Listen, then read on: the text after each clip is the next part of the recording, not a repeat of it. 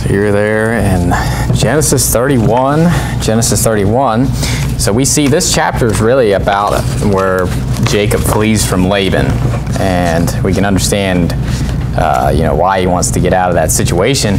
But I just want to go, starting off here in verse 1. But really, if you go back to verse 43, or the last verse of the last chapter, in chapter 30, we see that Jacob has become very prosperous with the cattle. He's gained a lot of cattle, and a lot of sheep and goats and all that stuff, and that's what's coming into this chapter. So to understand why Laban's sons are saying this, if you go back to verse 43, it says, "And the man increased exceedingly and had much cattle and maidservants and menservants and camels and asses." So then you go into verse 1, and it says, "And he heard the words of Laban's sons, saying, Jacob hath taken away all that was our father's, and of that which was our father's hath he gotten all this glory. And Jacob beheld the countenance of Laban, and behold, it was not toward him as before." So we see that, if you remember in the past chapter, Laban looked at Jacob, and Jacob was wanting to leave, and he said, what's your wages, And we think about that. He keeps saying that because he's obviously a good worker, and but we see in this chapter, in chapter 31, that he changed his wages 10 times. So he's working for Laban, but obviously in this chapter he's had enough with working for him. But Laban in chapter 30, he said, I know from experience that God has blessed me because of thee. So he's basically saying, I know God's blessing me because of you. So he didn't want Jacob to leave, but he's also trying to kind of suck those blessings off of him, so to speak, right? And so you can see that throughout the 6 years of him working for him for the cattle. Okay. Now, what you see here with Laban is you actually just see a lot of envy. And in Proverbs 14, I don't need to tell you this, but envy is not a good thing. We talked about the difference between jealousy and envy before. Jealousy is not a bad thing. Jealousy is desiring something that's yours. Envying is desiring something that's not yours. Okay? And so that's just as much as covet. But covet can be a good thing and a bad thing. Covet's desiring something, but a lot of times when you're talking about desiring things in the Bible, it's a bad thing because you're desiring sinful things or lustful things, and you're desiring something that's not yours. Okay? And so jealousy is good, envy's bad. In Proverbs 14 verse 30, it says, "A sound heart is the life of the flesh, but envy the rottenness of the bones." And so you think about the root of bitterness, and you have bitterness and envy and strife and all that stuff that builds up.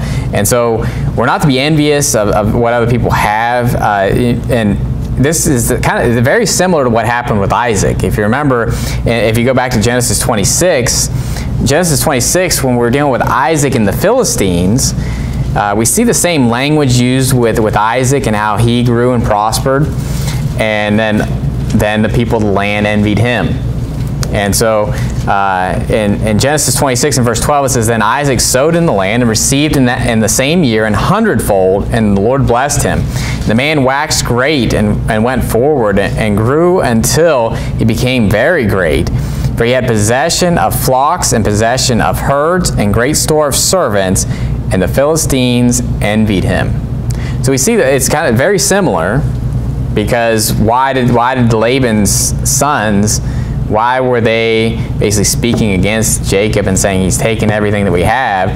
Because he increased greatly, exceedingly. It talks about in the chapter before with what? Cattle, maidservants, menservants, camels, and asses. And that's exactly what happened with Isaac when he was in the land of the Philistines. And so he kind of left that. Remember, they were envious of him. He left, and then that's where Abimelech came down and said, "Hey, let's make a league between each other," because he knew that Isaac was a great person and just a nation that was kind of growing out of him.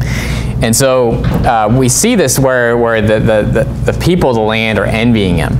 With the Philistines, you see more so of like a heathen nation that's envying him. But with this, his own brethren, because if you think of Laban, that's his cousins, right? Laban's his uncle.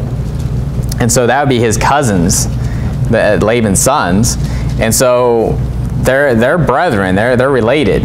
And so what you can see is that envy doesn't always happen from, you know, unbelievers, but it can happen within the family of God. And so we need to know not to be envious, and not to be envious of what other people have. Okay, we need to be content. Go to Hebrews chapter 13. Hebrews chapter 13. Actually, go to 1 Timothy chapter 6. 1 Timothy chapter 6. I'm going to read Hebrews chapter 13, verse 5. It says, "Let your conversation be without covetousness, and be content with such things as ye have, for he hath said, I will never leave thee, nor forsake thee." And one thing that we need to remember is to be content. Okay, we need to be content with the things that we have and not be envious of others. Especially don't be envious of the wicked. Okay, I've preached on that before, so you definitely shouldn't be envious of someone that's not even saved and that would go to hell if they died today. I mean, that's a no-brainer. You shouldn't be envious of them. But I think it's easier sometimes to get envious of people that are saved because we're both saved, we're all going to heaven, but you can get envious of what other people have. Okay? And so we need to not be envious. It's a sin. It's covetousness. Okay? We just need to be content with the things that we have and not, you know, constantly desiring other things, material things. Okay? Anybody can get caught up in it. Okay? So, you know, we're all guilty of it at some point, you know, where we wish we had nicer things, or, you know, you look at the neighbors, they have this, and you wish you had that. But we need to not get caught up in that stuff because it's a vicious circle, it's a vicious cycle that never ends, and you can never have enough. You know, the eyes of the flesh, the lust of the eyes, the pride of life, you can never have enough. It's just like hell, you know. And so the flesh is never satisfied. So as soon as you think that you're satisfying that lust or that envy by getting more things, you know, it's just going to increase. And so, but in 1 Timothy chapter 6, this is a really good passage to see about contentment. In verse 6, it says, "But godliness with contentment is great gain. For we brought nothing into this world, and it is certain we can carry nothing out. And having food and raiment, let us be therewith content. But they that will be rich fall into temptation and a snare, and into many foolish and hurtful lusts, which drown men in destruction and perdition. For the love of money is the root of all evil, which while some coveted after, they have erred from the faith, and pierced themselves through with many sorrows." So if you see context here, we're talking about believers, right? They've erred from the faith through what? The love of money. There's nothing wrong with having money, but there is something wrong with loving it, coveting it after it. And what we need to get into is the mindset that that doesn't matter at all. You know, we have food and raiment, let's be content. You know, you're not hungry. You have clothes on your back that aren't falling apart, you know, and that's what we should be content with.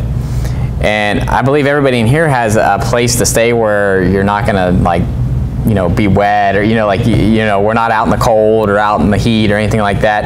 And so if we have that, I mean, we should be just content that God is taking care of us, providing for us, and we can enjoy life just with that. I mean, think of food. I can enjoy life with food, my friends.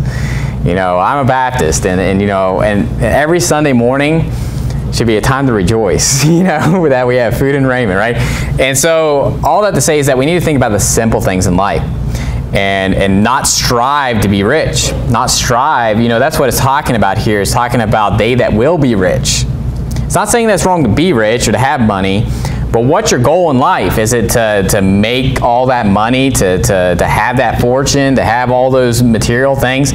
You know, when people get into the hospital and they're on death's bed, so to speak, you know, that's when the important things come out. That's when you realize that all that stuff doesn't matter at all. Your health and your family and just the people you care about is the most important things that you want to hold on to.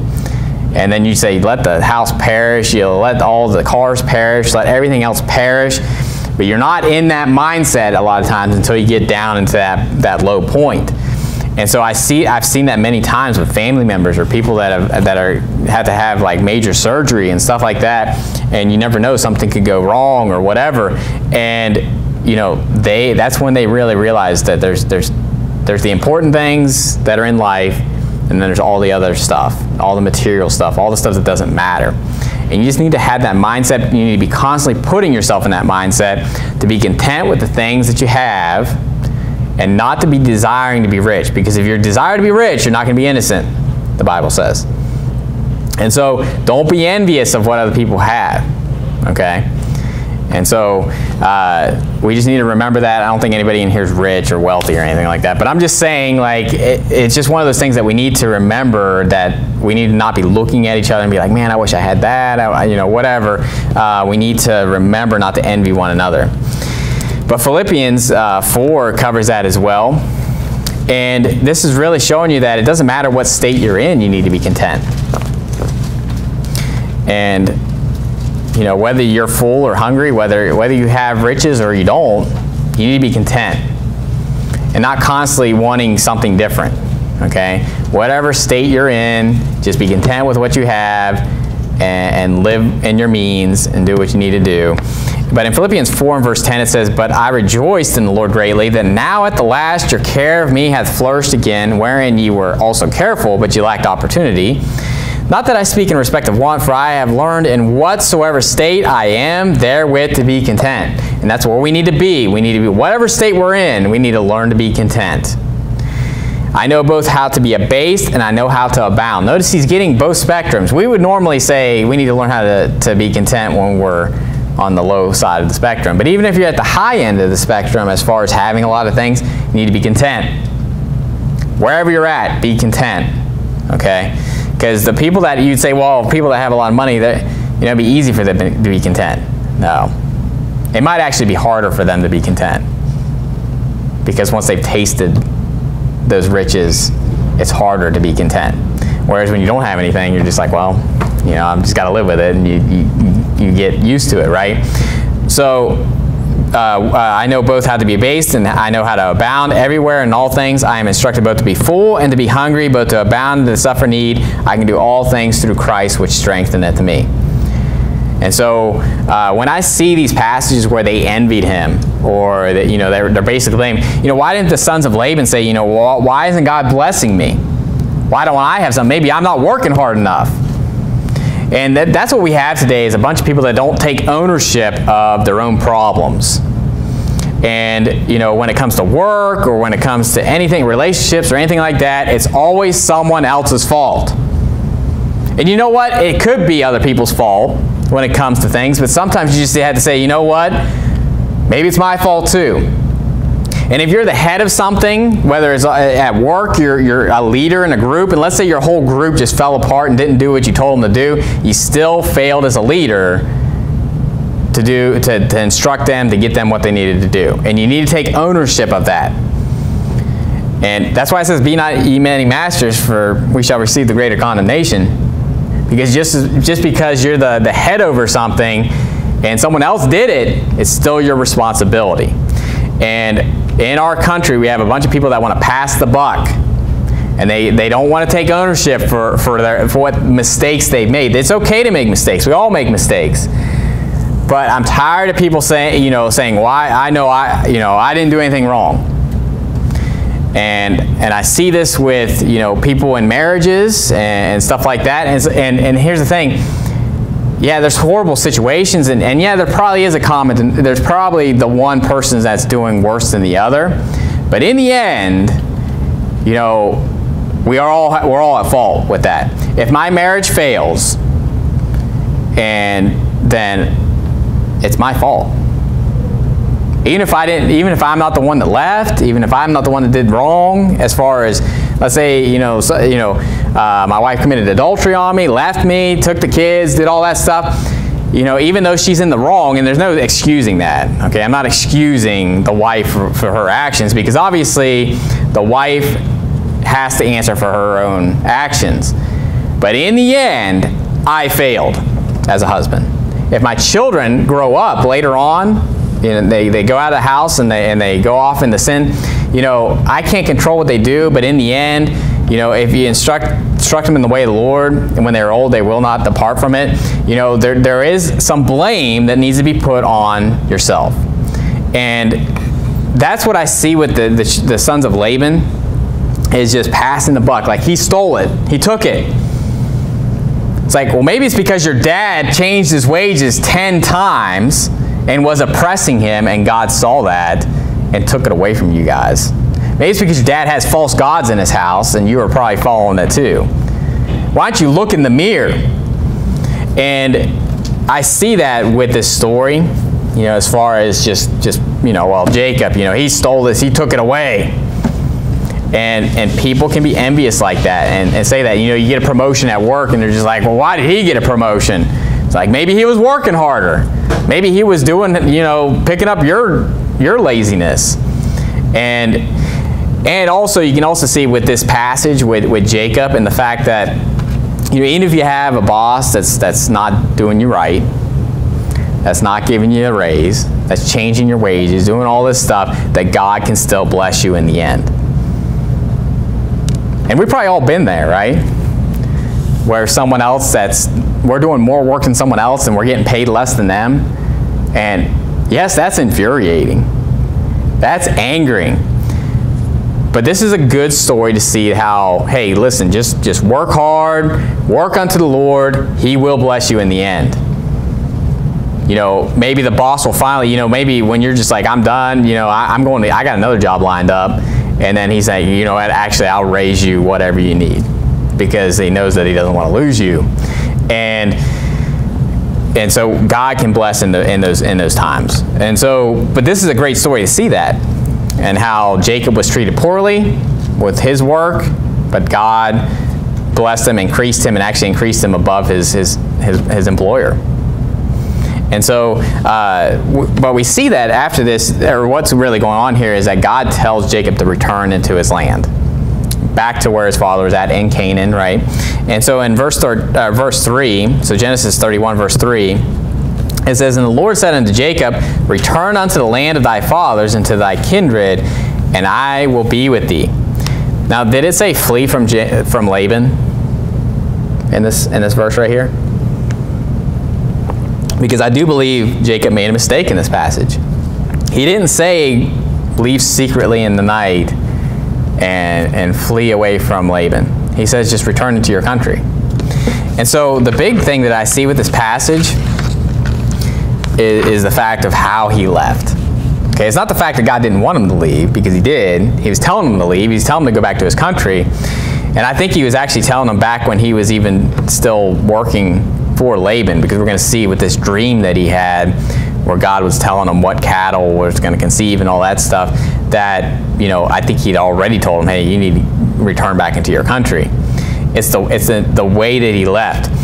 But notice that he explains in verse 4 to his wives, why he needs to leave. So in verse 4 it says, and Jacob sent and called Rachel and Leah to the field unto his flock, and said unto them, I see your father's countenance, that it is not toward me as before, but the God of my father hath been with me, and ye know that with all my power I have served your father, and your father hath deceived me and changed my wages 10 times, but God suffered him not to hurt me. If he said thus, the speckled shall be thy wages, then all the cattle bear speckled. And if he said thus, the ring-straked shall be thy hire, then bear all the cattle ring-straked. Thus God had taken away the cattle of your father and given them to me. And it came to pass at the time that the cattle conceived, that I lift up mine eyes and saw in a dream, and behold, the rams which leaped upon the cattle were ring-straked, speckled, and grizzled. So actually what we see with this is that he had this dream. So you may wonder in the chapter before, like, how did he know? Like, he told Laban, he said, listen, I'm going to take all the speckled, spotted, ring-straked, the grizzled, all the ones that no one would really want, right? And he says, I'll take all those, and then all the other ones, all the good ones, right, will go to you. And that's where he's saying, yeah, good. But how did he know to say that? How did he know that that was going to work out in his favor? I believe God showed that to him. And I believe in this chapter it's showing us that God told him that already. Basically that, hey, this is what's going to be conceiving, is all the ring-straked, all the spotted, speckled, all that. Because right here it says he saw in a dream. Right? And so you may wonder back then, was he just like, I just know they're going to conceive, right? I know that all these are going to come out. No, obviously God had his hand in it. Okay, and I've heard people say this stuff about, they try to, put evolution in here and say, well, it's like natural selection and all this stuff, and he's put them over here, and no, all he did was put the stronger, and I mean, that's just a true fact, with genetics, some people are stronger and weaker and all that stuff, but with the speckled and spotted and all that stuff, it's because God made it that way. God made it out to be that way, that those conceived spotted, speckled, ring-streaked, all that stuff. And so, but in verse 11 it says, and the angel of the Lord spake unto me in a dream, saying, Jacob. And I said, here am I. And he said, lift up now thine eyes, and see, all the rams which leap upon the cattle are ring-streaked, speckled, and grizzled. For I have seen all that Laban doeth unto thee. I am the God of Bethel, where thou anointest a pillar, and where thou vowest a vow unto me. Now arise, get thee out of this land, and return unto the land of thy kindred. Now this dream, it seems like this goes back 6 years, because didn't he make that whole deal with Laban, and basically was stating to him, hey, this is what I'm going to do for the cattle. Now it could have been a little bit before or a little after that, because he was changing his wages, he was wanting to leave, all that. But we know that he worked for 6 years for the cattle, and he's telling them to return into his land. And he's saying, I'm the God of Bethel. If you remember, that's where the ladder was. The ladder where he saw the angels ascending and descending upon it. And he said, this is the door into heaven, right? And so we saw that relationship. But that's what he's calling back to, is that covenant. If you remember, he said, if, and he gives this condition. Jacob gives this condition. And it's kind of like, hey, I've done it. If you think about it, he's making a point with this statement here. So he's telling him to go back into his country, and so that's what he's planning on doing. Now, Rachel and Leah, what I see here is a great example of what a wife, I'm going to say, it's wives in this case, but what a wife should do in this situation, okay? What happens here is Rachel and Leah choose their husband over their father. And this is a great example of how a relationship between husband and wife should be. Okay? And in verse 14 it says, and Rachel and Leah answered and said unto him, is there yet any portion or inheritance for us in our father's house? This is rhetorical, obviously. They're saying no. Right? Are we not counted of him strangers? For he hath sold us, and hath quite devoured also our money. For all the riches which God hath taken from our father, that is ours and our children's. Now then, whatsoever God hath said unto thee, do. And that should be the attitude of all wives.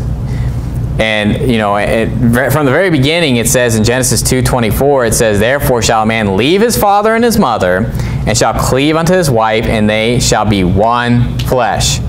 You leave father and mother. So wives, you left father and mother, and you're supposed to cleave unto your husband. Just as much as the son is supposed to leave father and mother and cleave unto his wife. And this is a big problem I see with marriages a lot of times, where that umbilical cord is not cut.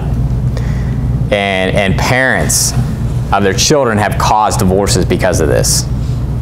And this is a great example of an area where Jacob and the father-in-law are at odds with each other, and the wives chose their husband and says, we're with you. Whatever God, and notice too, whatsoever God hath said unto thee, do. So he's saying, this is what God told me to do, and they're just saying, whatever God's saying for you to do it. And that's the attitude that the wife should have with her husband. And so when it comes to what your husband, leading spiritually is, as far as what God is leading him to do, whether it's to lead something in church, whether it's to do whatever, as far as moving to a church, or getting involved in the church, or getting involved in things of God, reading the Bible, doing all this stuff, you need to look at your husband and say, whatever God's telling you to do it. And I'm behind you. I'm with you. And basically, I have nothing left for me with my parents. Now, obviously, that doesn't mean you can't love your parents, and I'm not saying like cut off ties with your parents and never talk to them again, okay? Obviously, that's not what I'm saying. But what I'm saying is that you need to look at it as far as there's no going back to that. Does that make sense? There's no like plan B. And I feel like with marriages, a lot of times why they fail is because there's a plan B.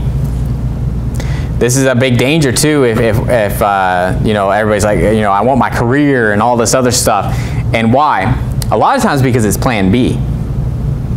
You know, well, if this doesn't work out, then I got this plan B, okay? So I need to have this career kind of in line and have this just in case. Now, obviously, with some of us, you know, when I married my wife, she was already, you know, it's like, you can't expect a you know, a lady that, you know, if their parents aren't taking care of them and all that stuff. And obviously with my girls, they're going to be with me until they get married. That's just, you know, unless they just leave and hightail it out of there. But I will take care of them until they get married. I'm not going to expect them to go get a job. But there are women that have gotten jobs, and my wife was one of them before we got married. And so she had a career. But, you know, and obviously we're fine. You know, there's nothing wrong with our marriage. But all I'm saying is that a lot of marriages, women will hold that and say, that's my way out if I wanted a way out. I know I can support myself. I know I don't need him financially, right? And you know, a lot of times that's the reason that divorces can happen, is because they know they can take care of themselves outside of that marriage. And it always costs more, though. You know, people that get divorced, I'm like, financially speaking, that is the worst idea in the world. Okay, you got to have 2 houses and all this stuff. I'm just thinking, how do we make it now? How in the world would I make it if I got a divorce, right? I would just not be able to make it. You're paying you're paying like child support and all this stuff. I'm like, I'd be living in a trailer somewhere, or living in a van down by the river. I don't know. But the thing is that we need to know that this passage here is really showing the way that it should be as far as marriage goes, is that you're cutting ties. Pretty much you're saying, I have no inheritance over here. It's all with my husband. All in, right? That's the way we need to be. And don't let that umbilical cord strangle your marriage. So it's always good to have a good length away from your parents, on both sides, by the way, because both sides can be guilty of this. It's not just the women. I've seen this with men, you know, like the mama's boys, you know, like they can't get away from their parents or something like that, and they always have their 2 cents in there. And so just as much as the husband can get mad at the mother-in-law, you know, it can work the other way around. The wife can get mad at the mother-in-law too. So you need to have that space, okay? And I'm not against my in-laws. I love my in-laws and all that. But all I'm saying is that there needs to be space. There needs to be, it's your family. And yes, they're still your family, but there's a cutoff there. And so they choose Jacob here, and that's a great picture of what marriage should be there. Mine is having 2 wives. Obviously, that is not what we should be doing, right? But still some truth in there, right? So in verse 17, this is where we really see where Jacob's making the mistake, is where he leaves secretly and flees away from Laban, okay? It doesn't say it's a mistake, but I believe it is a mistake because of other principles in the Bible, okay? And, you know, God didn't say to do it. This reminds me of when Balaam, if you remember, Balaam wanted to go to Balak and all that stuff. And God says, if they come and send for you, you can go. And he rose up in the morning and went. And then God was angry and was going to kill him. And you read that and you're like, wait a minute, he said he could go. No, he said if they come and get him, then he could go. They didn't come and get him. He just got up and left. Okay, so when God says here, he says, go into that country, he didn't say flee away secretly and don't tell Laban where you're going. He didn't say that, okay? So sometimes the Bible, you know, you'll see what the wrong is by what's not done. You know, and so, but in Genesis 31 and verse 17, it says, then Jacob rose up and set his sons and his wives upon camels, and he carried away all his cattle and all his goods which he had gotten, the cattle of his getting, which he had gotten and paid in Aram, for to go to Isaac his father in the land of Canaan. And Laban went to shear his sheep, and Rachel had stolen the images that were her father's. And Jacob stole away unawares to Laban the Syrian, and that he told him not that he fled. So he fled with all that he had, and he rose up and passed over the river and set his face toward the Mount Gilead. And it was told Laban on the 3rd day that Jacob was fled. So you notice how it words this, though. It says that Jacob stole away unawares to Laban. So right there, when you're saying that Jacob stole, that's the narrator speaking. That's not Laban saying that. Okay? And so why I believe it's saying he stole away is because of how he left. He fled. And it says that 3 times. He fled in verse 20, he fled in verse 21, and it says Jacob was fled in verse 22. And so why do you say that that's wrong? Because the wicked flee when no man pursueth, but the righteous are bold as a lion. Show me where God tells us to flee. And so that's what I don't see that. I don't see where God says flee. Now, we're not supposed to fear what man can do unto us. If God said that he's going to return into his country, do you think Laban could stop him? You know, you got to think about this. If he had faith and trust in God, that's what God wanted him to do, he could have stood up to Laban and said, listen, I'm leaving tomorrow. And I'm taking all my wives, right, and children, and everything that I have, I'm taking with me. And, you know, obviously you can do it in a polite manner. But if it came down to it, you'd be like, listen, there's nothing you can do about it. This is what God wants me to do. And, you know, you need to be bold about it. And so this whole, like, weak mentality of just fleeing away in the night, that's not bold. That's not being bold as a lion. That's being like the wicked. The wicked flee when no man pursue it. So when it comes to, you know, especially if you're in the right, you know, I think about this when you think of all the world that's against us, and they'll come against us for what we believe about the homos or about, you know, just different things in the world or sin in the world. And they come up to us like we should be apologizing, like we should be like, you know, crafting it or like basically trying to semi-apologize. You know, it's kind of like Shadrach, Meshach, and Abednego that said, we are not careful to answer you concerning this matter. And when it comes to wickedness in the world, why would I be careful to answer them on that matter? It'd be like it's wicked, it's perverted, it's filthy, it's queer, it's disgusting. They should be put to death. That's what the Bible teaches. And when you have the Bible on your side, when it says it black and white like that, you can be as bold as a lion. There's no reason to flee. And so God always blesses that. And a lot of times in the Bible, when you see people fleeing from something, they end up getting killed. But then you see the people that stand up, like Jeremiah. You know, there's a case in Jeremiah where the prophet flees, he gets killed, and then Jeremiah is standing his ground. Yeah, he was put into the pit and all that, but he was blessed by Nebuchadnezzar right after that, and he bought land, and he said, whatever you want to do. You want to stay here? You want to go into Chaldea? You know, wherever you want to go, it's your choice. Because he stood up. And so why, you know, why do I think he was wrong? Because he fled.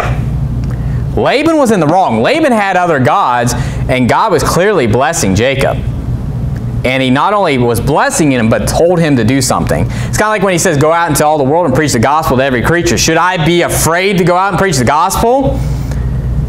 Should I flee from people when I'm out preaching the gospel? No, we're bold as a lion. Now, we're harmless as doves. I'm not saying you need to devour people out soul winning, but what I'm saying is that when you're out soul winning, and especially if false teachers come up to you or people are trying to you know, gainsay what you're saying, or they're trying to put down what you're doing, listen, there's no reason to cower at all in that. You know, there was one time I was out soul winning, and this guy, he said the right things. He was probably a saved guy. And he's like, yeah, I agree with you. You can't lose it or anything like that, but I disagree with what you're doing out here. I think it's completely wrong. And I said, well, you're completely wrong, because the Bible says that we're supposed to go 2 by 2, and in every house and in the temple they cease not to teach and preach Jesus Christ. And I said, he said to go out into all the world and preach the gospel to every creature. So you're in disobedience to God, and you're worse. You're like salt that's lost its savor. You're good for nothing. And so why do I need a coward to that guy? Now that might be why why the manager was called on us. You know, I was looking back at that story, and there was a manager called on me later. But you know what? I don't care, because that person needs to be put in their place. And there's no reason I'd be like, well, you know, this is the way we do it, and you know, this is how I interpret the Bible. No, you're wicked for trying to put a wet blanket on soul winning. And there's nothing wrong with just putting them in their place and being bold as a lion. He didn't say anything to it because he knows he's wrong.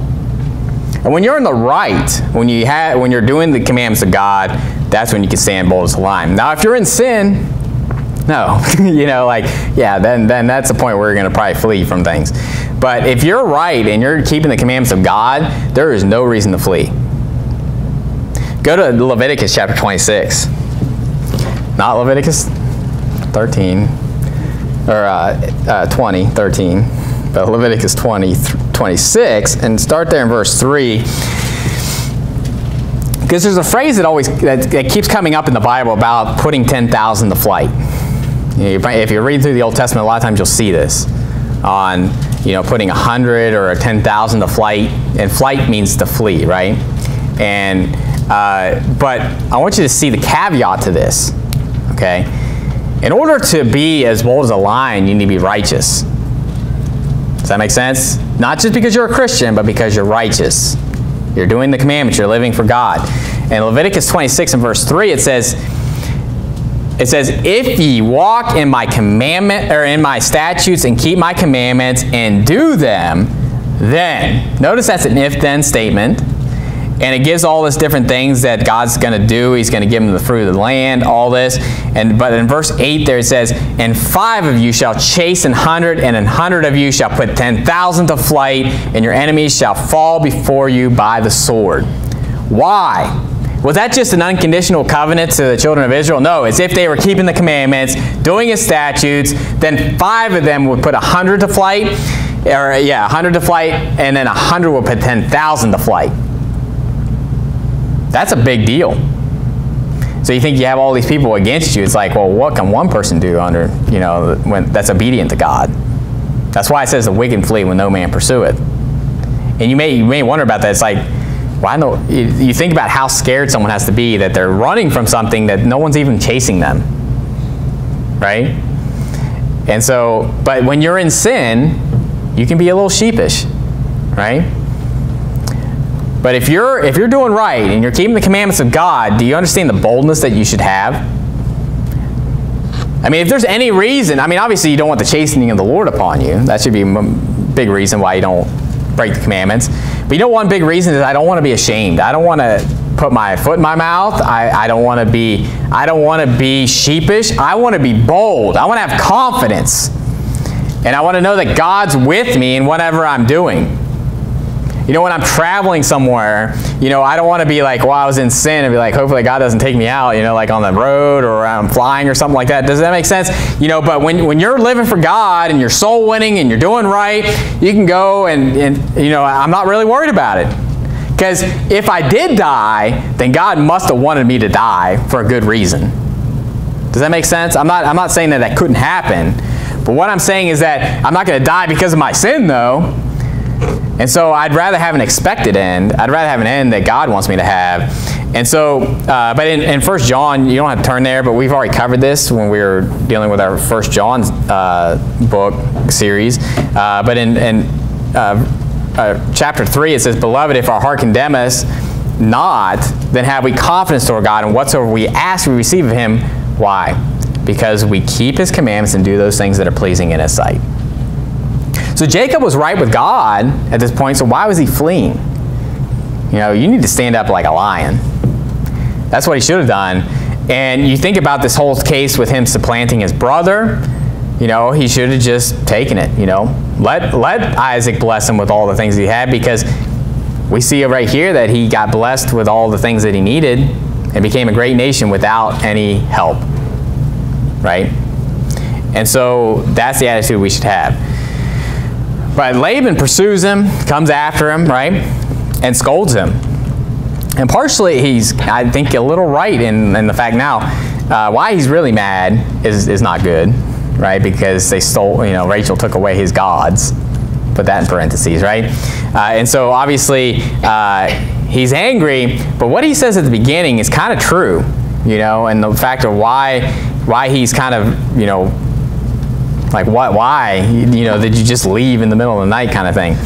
And verse 23, it says, and he took his brethren, this is Laban, with him, and pursued after him 7 days' journey, and they overtook him in the Mount Gilead. And God came to Laban the Syrian in a dream by night, and said unto him, Take heed that thou speak not to Jacob either good or bad. Now, you may wonder to yourself, why does he say not good or bad? Because I do think that Jacob's a little bit in fault here for fleeing without telling Laban and just leaving him without being able to say goodbye to his daughters or anything like that, right? And so I think there's fault there. I think the fact that Jacob wasn't bold as a lion. Now, that doesn't change the fact that that's what God wants him to do, which is to go back to his country. So you can kind of see he's like neither good or bad, right? He's like, he's doing what I want him to do. He kind of just did it in the wrong way. And so that's how I see that, why he says neither good or bad. Because you may say, well, why wouldn't he say, speak unto him only good? He's basically just saying, don't bless him, don't curse him kind of thing. Because he obviously scolds him here, so I think it's more so like he's not going to bless him, he's not going to curse him, he's not going to, give him a whole bunch of stuff, but he's also not going to, take away things and kind of thing. He's just going there to kind of speak his peace, it seems like. And so in verse 25, it says, Laban overtook Jacob. Now Jacob had pitched his tent in the mount, and Laban with his brethren pitched in the mount of Gilead. And Laban said to Jacob, What hast thou done, that thou hast stolen away unawares to me, and carried away my daughters as captives taken with the sword? Wherefore didst thou flee away secretly, and steal away from me? So notice the stealing away and the secretly, I believe, is going in. Now Laban's going to have fault in what he says later on when they go back and forth. And it says, And didst not tell me that I might have sent thee away with mirth, and with songs, and with tabret, and with harp, and hast not suffered me to kiss my sons and my daughters? Thou hast now done foolishly in so doing. It is in my power of my hand to do you hurt. But the God of your father spake unto me yesternight, saying, Take thou heed that thou speak not to Jacob either good or bad. And now, though thou wouldest needs be gone, because thou sore longest after thy father's house, yet wherefore hast thou stolen my gods? Okay, so obviously, who cares about his stupid gods, right? And so I'm sure God does not care. I mean, he probably cares more the fact that Rachel would take these stupid things, right? But he's all upset because they took away his little images or whatever, right? So Jacob reveals here, this is why I think he's wrong. This is why I believe this was not the right, his whole manner of doing this was not right. Because in verse 31 it says, And Jacob answered and said to Laban, Because I was afraid. That right there should tell you that he was not right, and that he was not doing what he should be doing as far as how he handled the situation. Why did he flee secretly into the night? Was it because that's what God told him to do? No, he did it because he was afraid. And it says, For I said, Peradventure thou wouldest take by force thy daughters from me. So I know I've said this before, but we're never to be afraid of what man can do unto us. Never. Period. We're only supposed to fear what God would do unto us. When it comes to even my family, obviously I fear for my children's safety and their well-being. But you know what I fear? Is that God won't be merciful to keep them safe and to keep them healthy. Or that something would happen to them because, God allowed it to happen. It's not that I fear what man can do, because God's greater than them. God could crush them. He could just crush their heart like that if he wanted to. But I fear God. I fear God and what he could allow to happen, like Job, or like other people in the Bible. Even if you're living for God, even if you're doing right, I fear what God could allow. And I pray to God, obviously, that he wouldn't allow that stuff to happen. But that's good fear. That's a good fear to have as far as fearing what God would allow to happen or what God could do. But we're not to fear what man can do unto us. What that shows is a lack of faith as far as that God could handle it. Right? And we have not because we ask not to. So, yeah, of course, I pray that if anybody would try to hurt my girls, that God would kill them on the spot. Or that I could do it. Or that someone would do it, right? But all that to say is that, yeah, you can pray in that manner. Let death seize upon anybody that would hurt a child. Let them go quick down into hell. I'll pray that all day long. especially with the pedophile garbage that's being pushed around now, like out in France, you know, where it's, which I guess it's already been the law that they didn't have an age of consent, which is not surprising out in the wicked Europe that's out there. But the world that we live in is trying to protect these people. You know, you say, well, do you fear pedophiles? No. Let God burn them is what I would say. Amen. And, you know, I don't fear them. I fear, you know, the fact that God would allow that to happen to one of my children and that I couldn't do something about it. And so you need to have a healthy fear of God and what, you know, that relationship, that close relationship, and, you know, trusting in God that He's able to do it. You know, I know that God can protect my children when I'm not there. I know God could kill anybody that would try to hurt my children, and I pray that He does it.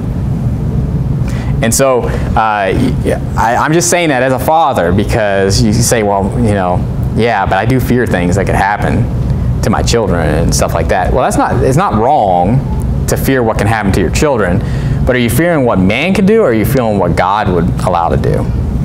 Okay? And so I believe that you got to have your fear in the right place. I'm not fearing what they're capable of. I'm fearing that they're going to be allowed to do it. And so, yeah, but that's why we need to have a church that is very tight on this issue, because with children and the world that we live in, you know, it's just being accepted, and these people are getting bold enough to where some pedophile in Virginia is running for office as an open pedophile. They're getting that bold to where they think they could do that.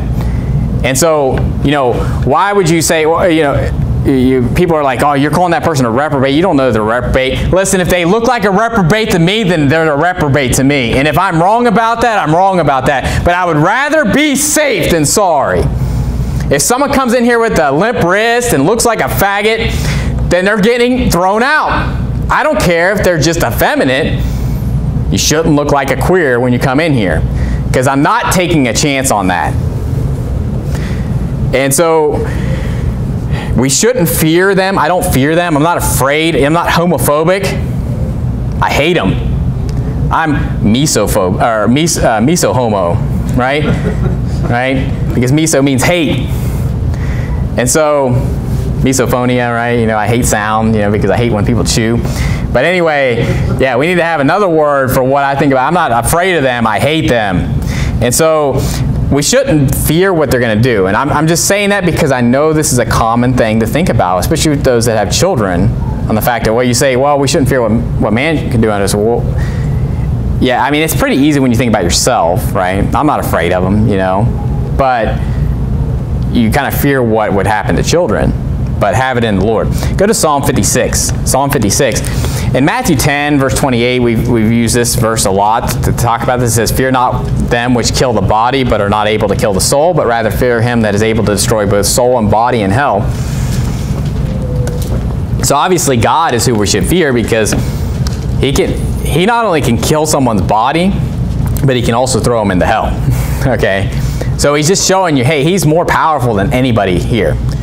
Heaven is his throne and earth is his footstool. We just need to remember who God is, and that he can crush any of these people that he wants to.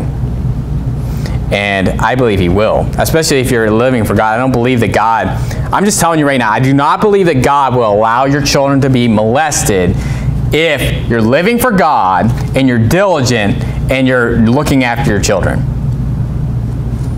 That's what I believe. I believe God will take care of you. Ask God to take care of that. Ask God to deliver you from unreasonable and wicked men, and I believe he'll do it. And so that's my trust. If it happens, then, you know, it's kind of one of those things. Do you trust in God? Do you trust God will do it? And I believe he will. And so that's how I sleep better at night, my friends, in the world that we live in, is knowing that God will take care of it. But that doesn't mean that you don't be diligent and taking care of your children. Okay, and there's people that are like, well, I'm trusting in God, so I'm going to put them in the nursery, I'm going to take them to daycare, I'm going to take them to public school, I'm going to put them in this, put them in that. It's like, you're basically just playing Russian roulette at that point.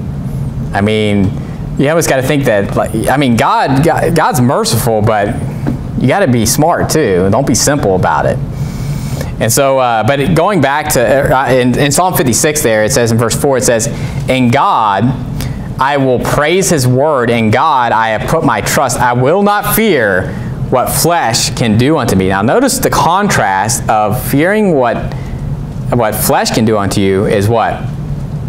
If you're not fearing what flesh will do unto you, what are you doing? In God I have put my trust.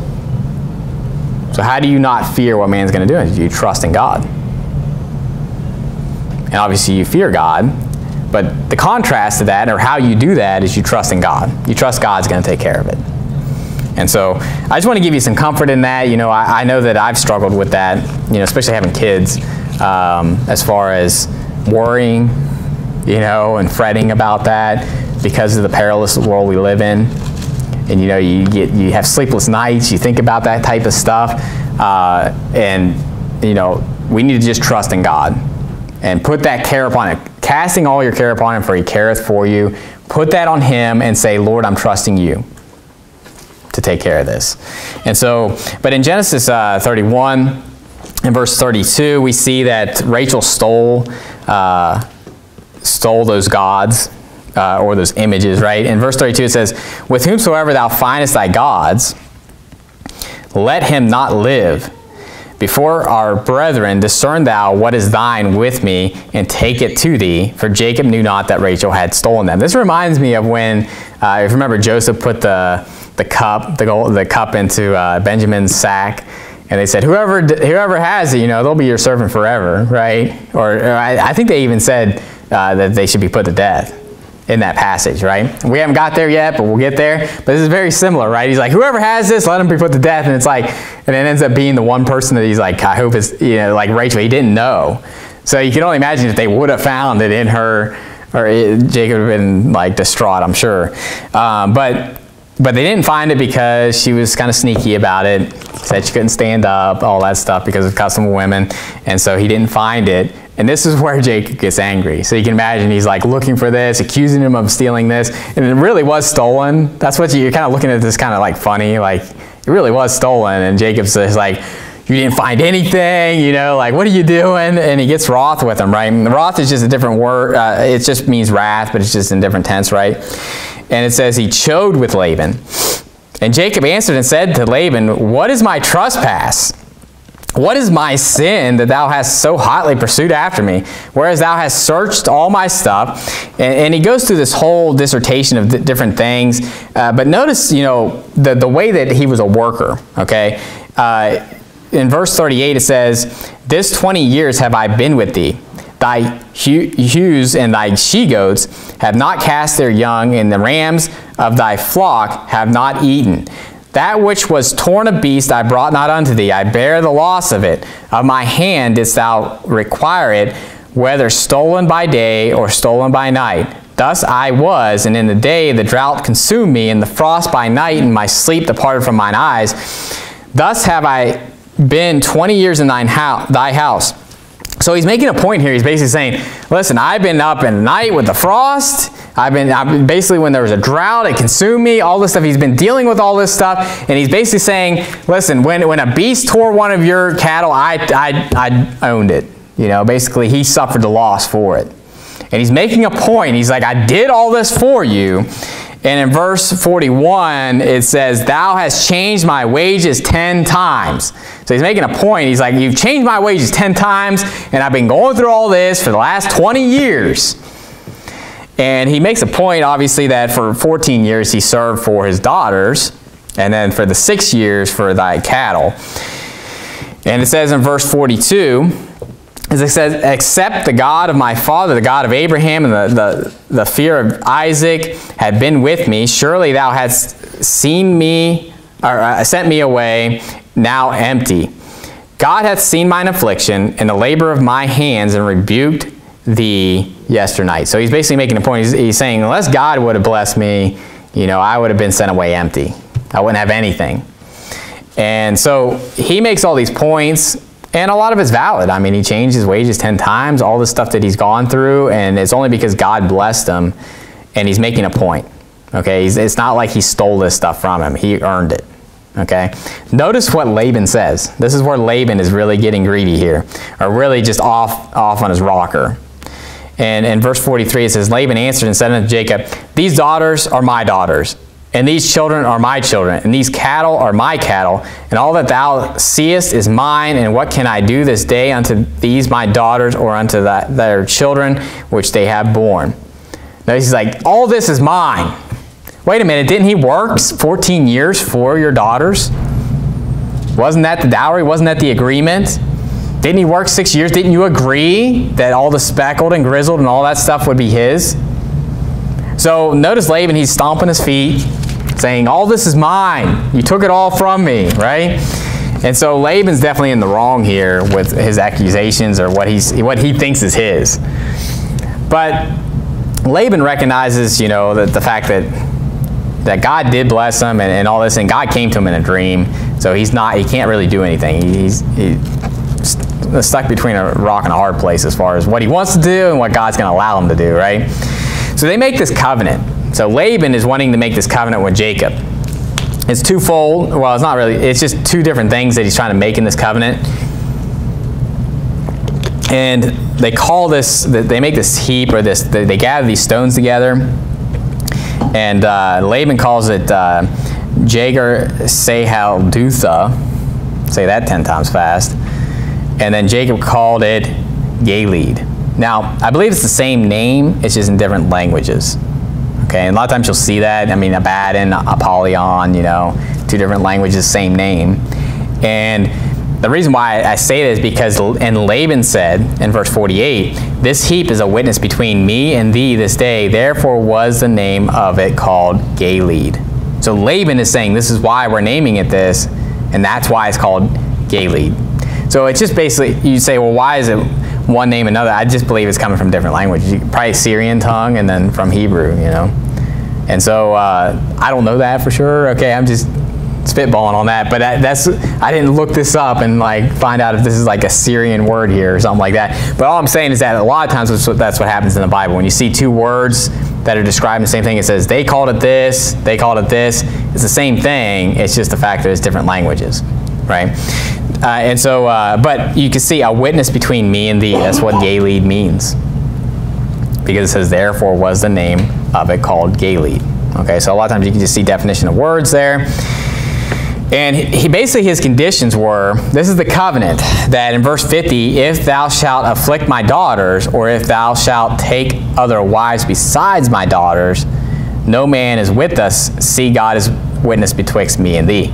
So that's one condition, is basically don't afflict my daughters and don't take any more wives. So that's good advice, right? Because he shouldn't have taken a second wife anyway. But all that to say is that you're not going to have any other wives. Basically, you know, they're going to have your inheritance, is I believe what he's stating here. Like, you're not going to have other wives and then give it all to them, and then his daughters are going to be left off on the wayside somewhere.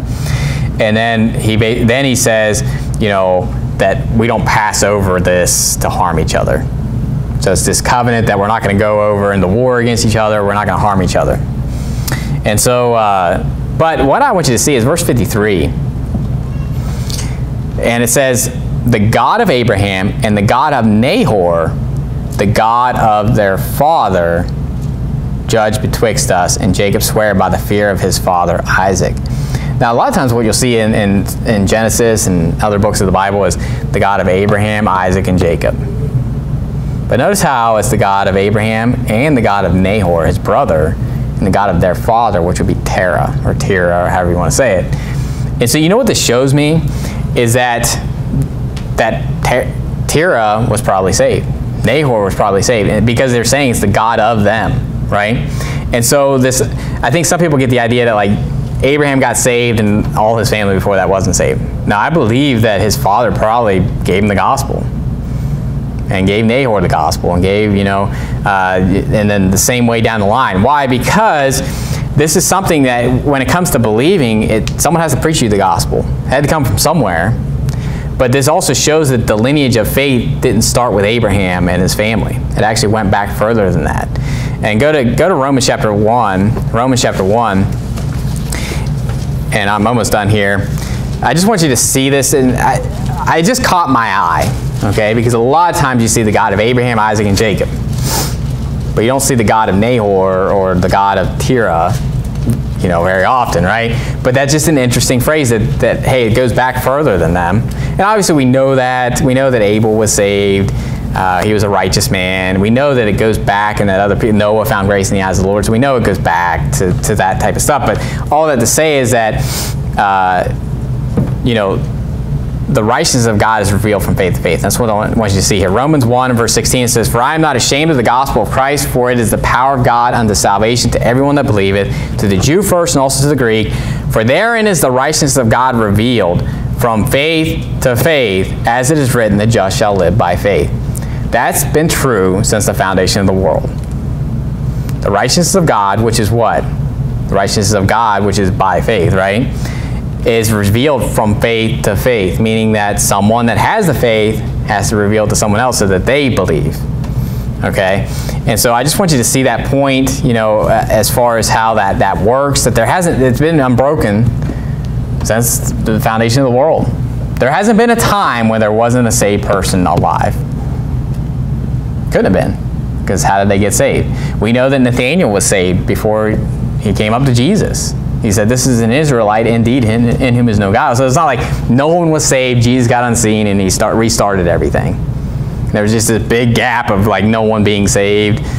No, there was people saved between Malachi and Matthew, and there have been people saved all the way through all those periods and all that stuff. And so I just want you to see that. It just kind of reminds me of that, and the fact that, hey, Nahor's God was the same God as Abraham's God. And same thing with Terah.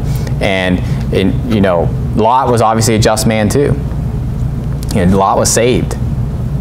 May had to do with Abraham, right? But it was in the family. And so we see that goes back further than that. So, but I had other stuff too, just the fact that, we see that the God, notice that it keeps saying God, the God of Abraham, the God of Nahor. It doesn't mean that they're different gods, right? This is the God of Abraham, the God of Isaac, the God. It's not like there's a God for each person. It's just stating that it's the same God, right? It was Abraham's God. That same God was also Isaac's God. That same God was also Jacob's God, right? And so, it's not polytheism, but it's just stating the fact that it was all their God. They all believed on him, okay? And so that's Genesis chapter 31. I know it's a little longer chapter, but definitely a lot of good things to see in there. And so we're just chugging along through Genesis, and we should make it through. If we don't miss a Wednesday or something like that, I think we'll have 1 week left over. So if we miss 1 week, we'll still get through it this year without any problems. But yeah, 50 chapters. So, but I enjoy it. I love Genesis. So there's just a lot of good stuff to see in there. Let's end with a word of prayer. Dear Heavenly Father, Lord, we thank you for today. And Lord, just pray that you'd be with us as we go home and as we go throughout the rest of the work week. I pray that you'd bless our families and pray that you'd heal them from any sicknesses or anything like that. Pray that you keep our families safe. And Lord, deliver us from any unreasonable or wicked men.